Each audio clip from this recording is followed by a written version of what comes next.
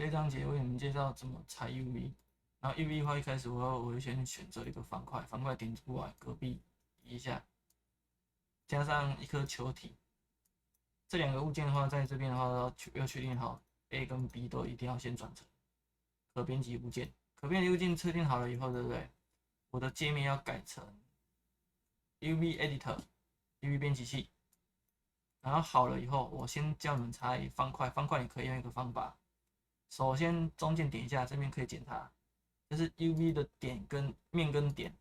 然后这是原本的物件点线面。那你要怎么操作这个物件？你应该可以先选到 UV 的点，你先确定物件是选这个哦，再改成选择 UV 的面，再用框选工具，一次框选，意思是我的前后左右通通都要吃到有选择的状况，然后再给它一个方形，就一个方形。那球体我要怎么做？球体的 UV 要怎么拆？球体 UV 很简单，它拆法差不多，变成物件先选择选到球体，然后我要选到 UV， 选到框选，框起来，给它一个平面投射，再选到点模式把它剪开。它这边比较可惜，就是没有边模式，要不然还不错。它这个有点模式的话呢，就先暂时先当中，然后再用笔刷刷到底，Shift 按着刷到底，然后给它一个剪开的模式，这是粘贴，这是剪开，剪开，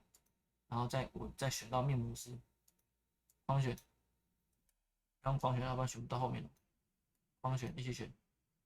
还有一个 Release， 但是记清楚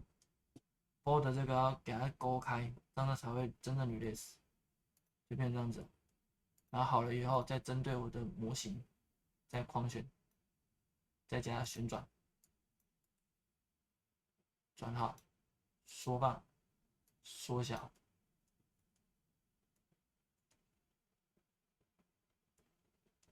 缩小它，然后再位移，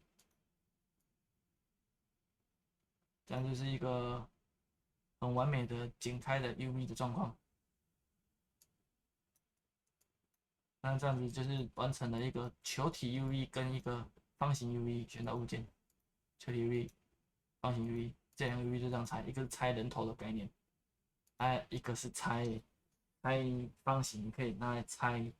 建筑啊什么的都很方便。然后没问题的就喜欢的按赞、订阅、加分享，然后有问题的下面留言。